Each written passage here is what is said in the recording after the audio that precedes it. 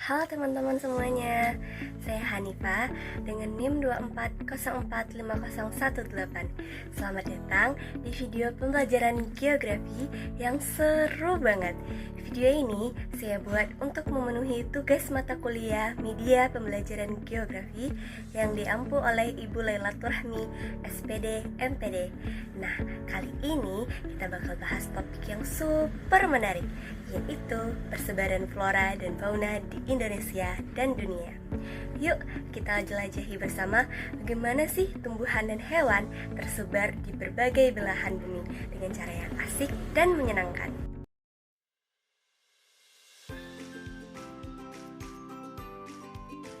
Nah, sebelum kita masuk ke pembahasannya, saya mau tanya dulu nih ke teman-teman semua. Teman-teman tahu nggak sih apa itu flora dan apa itu fauna? Coba teman-teman perhatikan gambar di samping saya. Teman-teman, pernahkah kalian melihat komodo dan kanguru di Pulau Jawa? Kira-kira apa sih yang menyebabkan hewan di setiap daerah itu berbeda-beda? Nah, untuk itu, mari kita masuk ke pembahasannya. Kita masuk ke pembahasan pertama kita, yaitu tentang persebaran flora dan fauna di Indonesia. Coba teman-teman perhatikan peta yang ada di atas. Pasti teman-teman melihat ada dua garis yang membatasi Indonesia. Garis itu disebut dengan garis Welles dan garis Weber, yang mana ini memisahkan antara Indonesia Barat, Indonesia Tengah, dan Indonesia Timur. Teman-teman tahu nggak? Tiga wilayah persebaran flora dan fauna di Indonesia ternyata punya istilahnya masing-masing loh. Yang pertama, ada Indonesia bagian barat yang disebut wilayah Asiatis. Wilayah ini meliputi Sumatera, Jawa, Kalimantan, dan Bali. Lalu yang kedua yaitu Indonesia bagian tengah yang dikenal sebagai wilayah peralihan. Daerahnya meliputi Sulawesi dan Nusa Tenggara. Nah, wilayah ini disebut peralihan karena menjadi pembatas antara wilayah barat dan wilayah timur. Dan yang terakhir ada Indonesia bagian timur yang disebut wilayah Australis. Daerahnya meliputi Maluku dan Papua. Nah, setelah kita tahu ada tiga wilayah persebaran di Indonesia, sekarang yuk kita bahas tentang ciri-ciri flora berdasarkan persebaran wilayahnya. Setiap wilayah punya karakteristik yang berbeda-beda loh. Nah, yang pertama yaitu wilayah Indonesia bagian barat yang dikenal juga dengan sebutan wilayah Asiatis. Di wilayah ini, tumbuhan biasanya tumbuh dengan pohon-pohon yang tinggi dan besar, sehingga hutan di daerah ini tampak sangat lebat dan rindang. Daun-daunnya juga berukuran besar dan tumbuh rapat, membuat suasananya terasa sejuk dan lembab. Hal ini karena wilayah barat memiliki curah hujan yang tinggi dan tanah yang sangat subur, sehingga cocok untuk berbagai jenis tumbuhan tropis. Selain itu, di wilayah ini juga banyak terdapat tumbuhan epifit, yaitu tumbuhan yang hidup menumpang pada tumbuhan lain, seperti di batang atau cabang pohon besar, tanpa merugikan inangnya. Keberadaan tumbuhan seperti ini membuat hutan di wilayah barat tampak lebih berlapis dan penuh kehidupan. Yang kedua, yaitu wilayah Indonesia bagian tengah, atau yang disebut juga wilayah peralihan. Tumbuhan di wilayah ini memiliki ukuran batang yang lebih kecil dengan daun yang cenderung lebih kecil dan pendek. Ini karena wilayah peralihan memiliki iklim yang lebih kering dibanding dengan bagian barat. Menariknya, banyak tumbuhan di daerah ini yang mengugurkan daunnya saat musim kemarau. Hal ini merupakan bentuk adaptasi agar tumbuhan dapat mengurangi penguapan air dan tetap bertahan hidup di musim panas yang panjang. Meskipun tidak selebat wilayah barat, hutan di daerah peralihan tetap memiliki keunikan tersendiri karena tumbuhannya mampu menyesuaikan diri dengan kondisi lingkungan yang berubah-ubah. Dan yang ketiga, yaitu wilayah Indonesia bagian timur yang disebut juga wilayah Australis. Wilayah ini memiliki kondisi alam yang berbeda dibanding dua wilayah sebelumnya. Tumbuhan di sini umumnya memiliki bentuk daun yang sejajar dan banyak ditemukan tumbuhan palma seperti pohon kelapa dan tumbuhan subur di daerah pantai maupun dataran rendah. Selain itu, di wilayah ini juga terdapat tumbuhan yang dimanfaatkan sebagai rempah-rempah, yang menjadi salah satu kekayaan khas Indonesia Timur sejak zaman dahulu. Tanah di wilayah Australis umumnya agak kering dan berbatu, namun tetap mampu mendukung kehidupan berbagai jenis tumbuhan tropis yang khas dan yang menakjubkan. Nah, dari ketiga wilayah tersebut, kita bisa melihat betapa beragamnya ciri-ciri flora di Indonesia, mulai dari hutan yang lebat, basah di bagian barat, hingga wilayah yang lebih kering dan unik di bagian timur. Nah, setelah kita tadi membahas ciri-ciri flora di setiap wilayah, sekarang saatnya kita melihat contoh-contoh flora yang ada di wilayah Asiatis, Peralihan, dan Australis. Yang pertama kita lihat dulu di wilayah Asiatis. Teman-teman bisa melihat gambar flora yang ada di samping saya. Nah, di wilayah ini kita bisa menemukan berbagai jenis tumbuhan yang tumbuh subur karena curah hujannya yang tinggi dan tanahnya yang sangat subur. Beberapa di antaranya yaitu pohon meranti yang dikenal sebagai pohon besar dan kuat. Tadi dimanfaatkan kalinya untuk bahan bangunan dan furniture. Selain itu, ada juga kantong semar, tumbuhan unik yang memiliki bentuk seperti kantong kecil.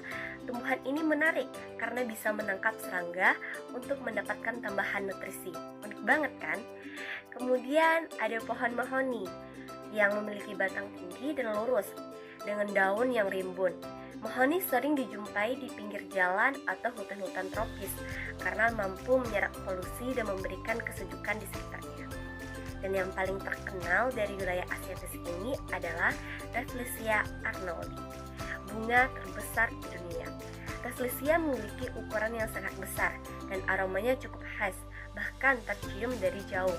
Walau baunya tidak harum seperti bunga pada umumnya, tapi justru itulah yang membuat Rafflesia begitu istimewa dan menjadi salah satu simbol kekayaan flora di Indonesia bagian barat.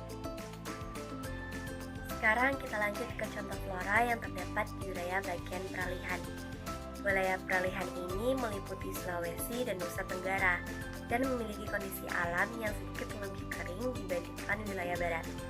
Meskipun begitu, wilayah ini tetap memiliki banyak jenis tumbuhan yang khas dan bernilai tinggi. Salah satu contohnya adalah kayu eboni atau sering disebut juga kayu hitam Sulawesi. Kayu ini terkenal karena warnanya yang gelap dan seratnya yang indah. Selain itu, kayu eboni juga memiliki tekstur yang keras dan kuat, sehingga sering digunakan sebagai bahan untuk membuat ukiran, mebel, hingga alat musik. Lalu ada tanaman cengkeh yang menjadi salah satu komoditas penting Indonesia sejak zaman dahulu.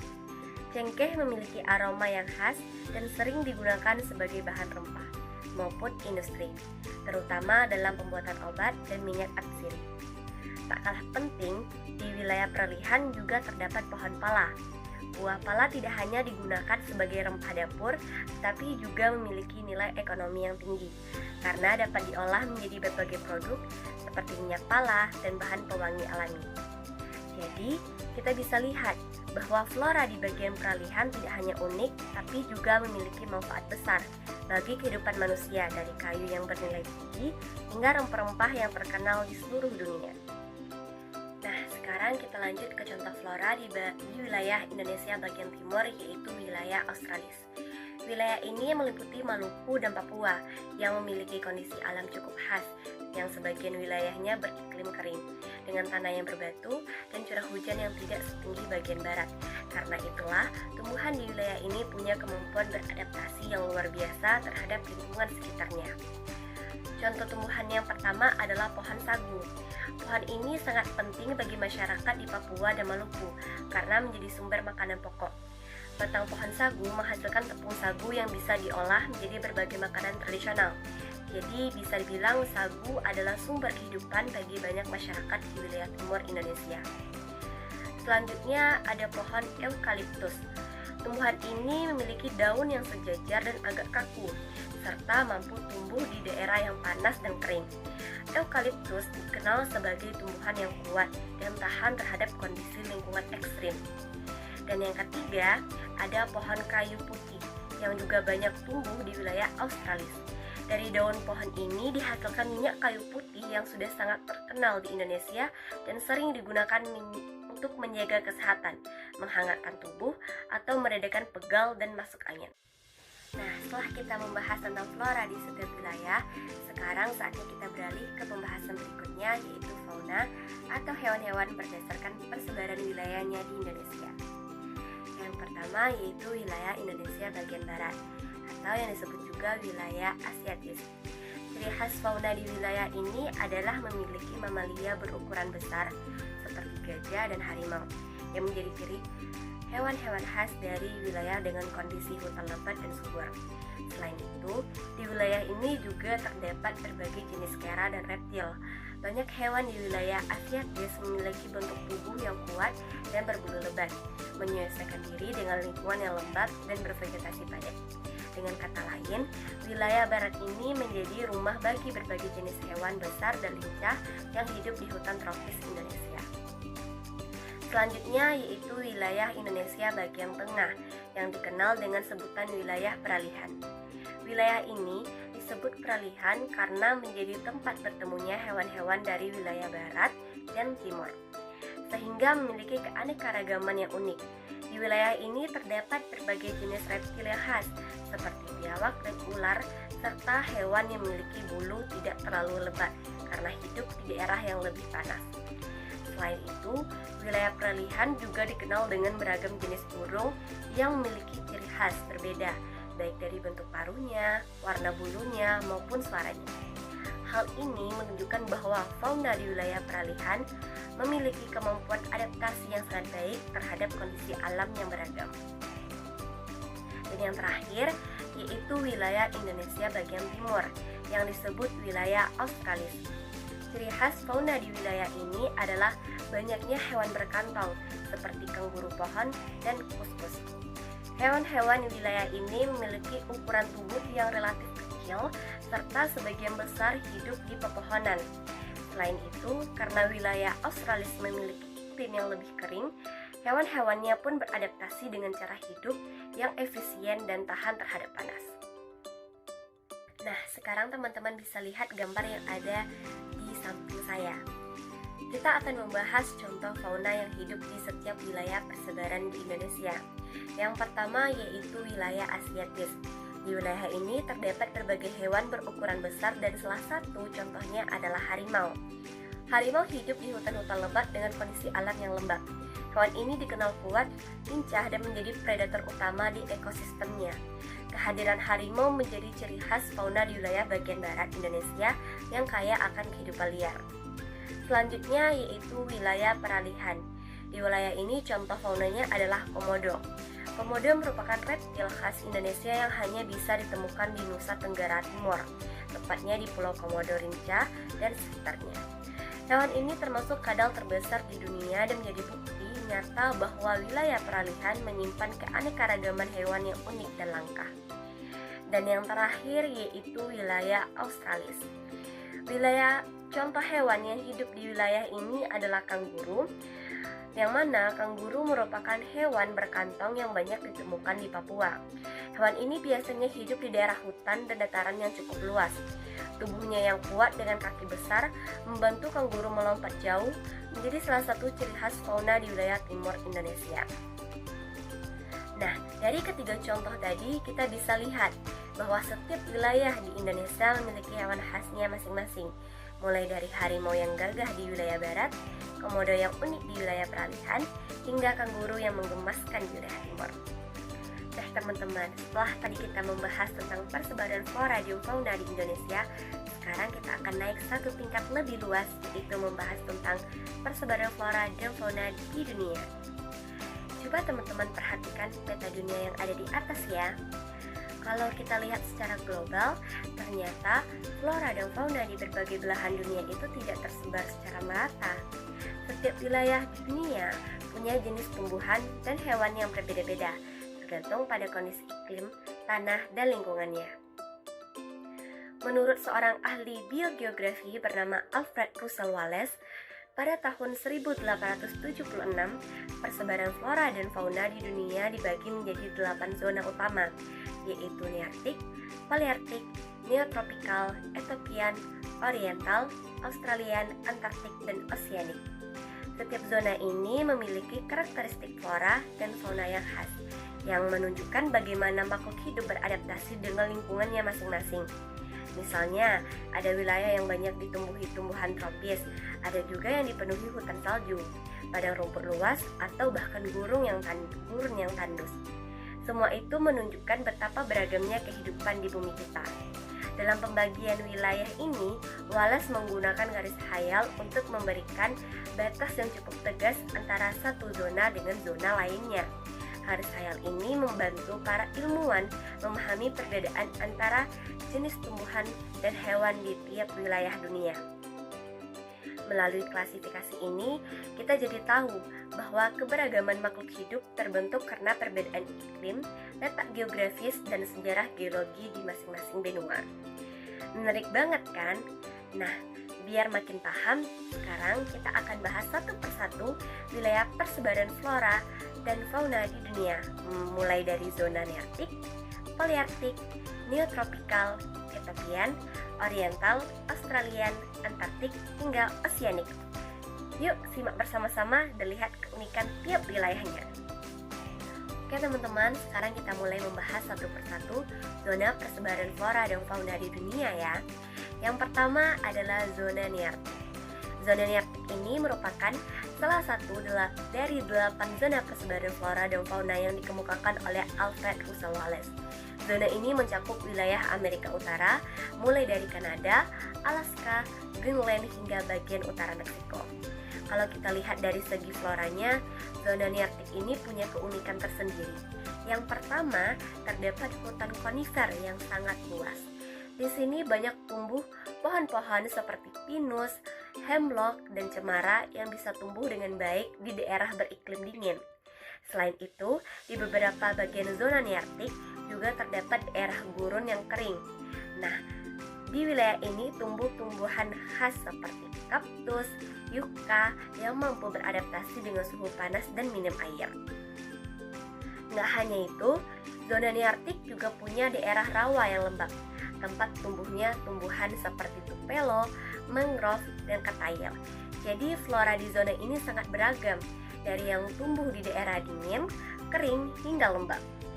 Sekarang kita beralih ke faunanya. Di zona nearktik terdapat berbagai hewan khas yang hidup di lingkungan yang ekstrim.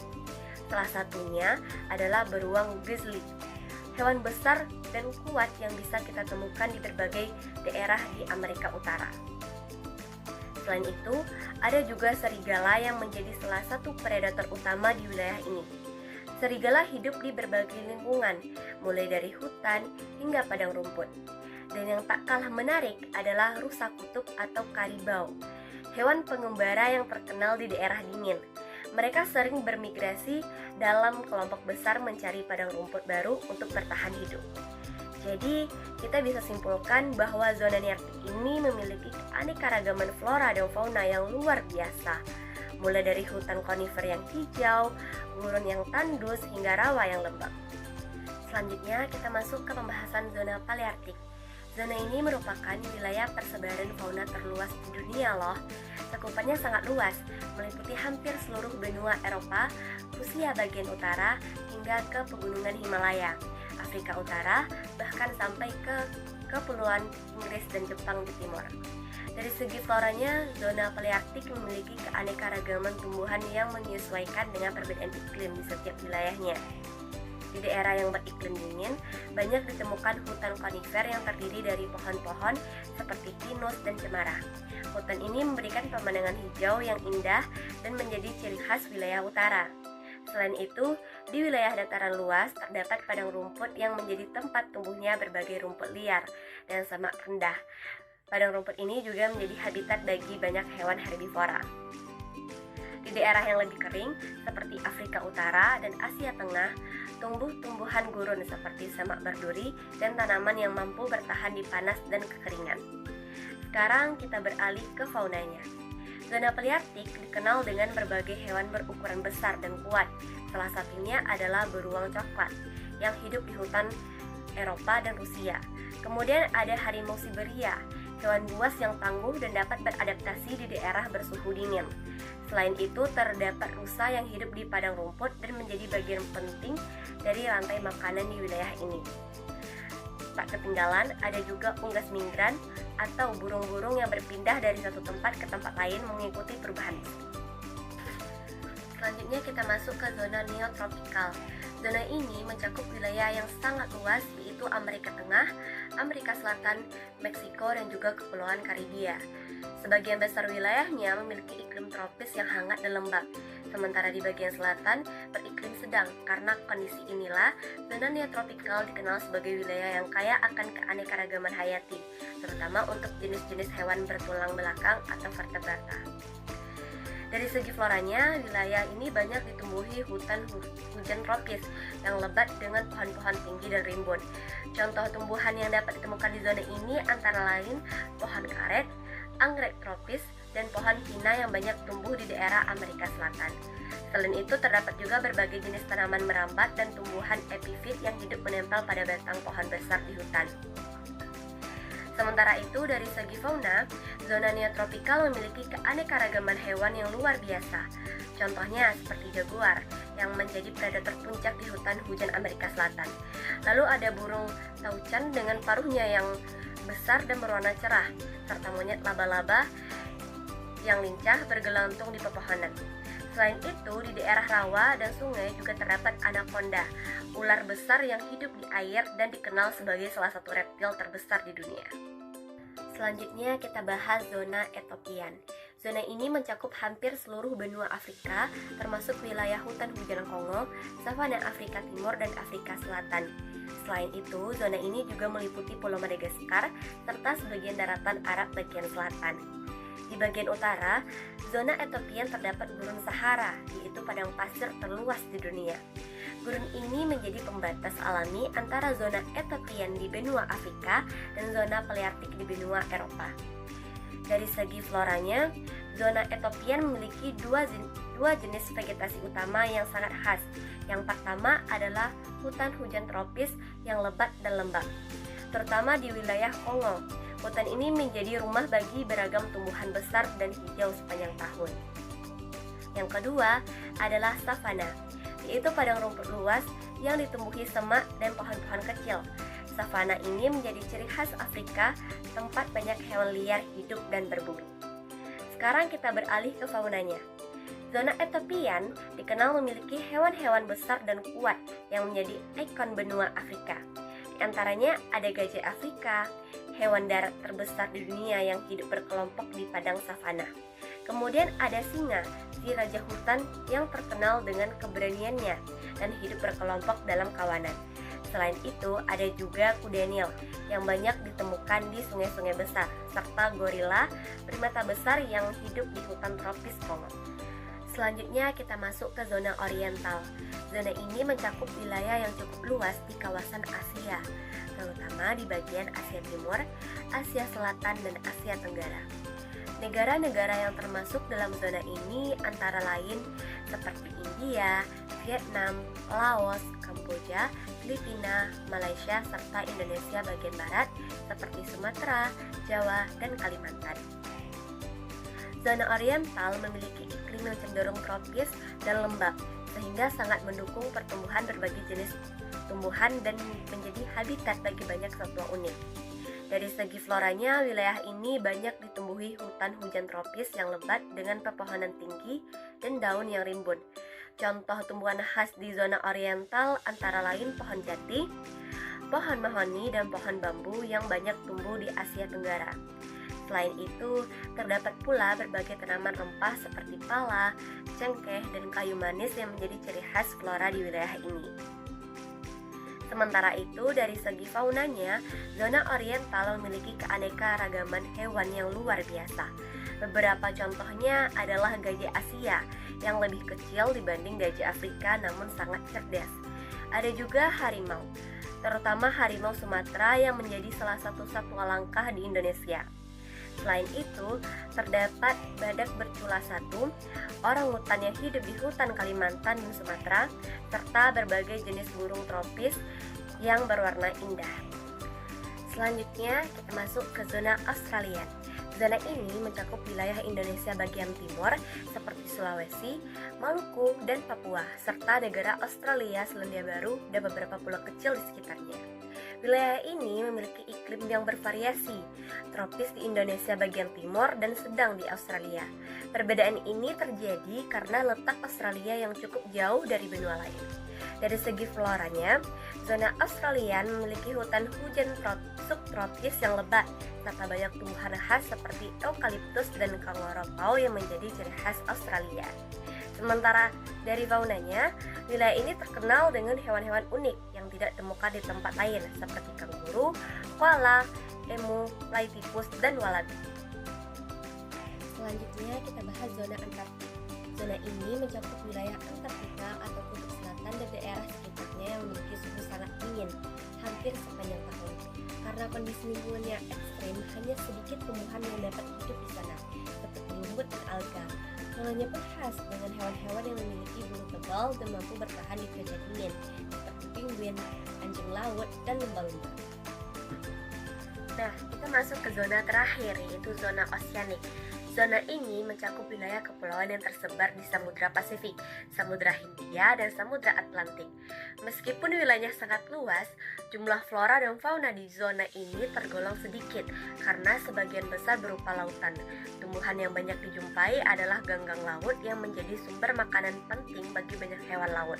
Faunanya pun beragam, mulai dari ikan paus, cumi-cumi raksasa, penguin, hingga sphenodon yang merupakan reptil purba khas wilayah ini. Nah, itu tadi pembahasan kita tentang persebaran flora dan fauna di Indonesia dan dunia. Dari sini kita bisa belajar bahwa setiap wilayah punya keunikan dan kekayaan alam yang luar biasa. Mari kita jaga dan lestarikan bersama keindahan flora dan fauna di sekitar kita. Terima kasih sudah menonton, semoga bermanfaat dan sampai jumpa di video berikutnya.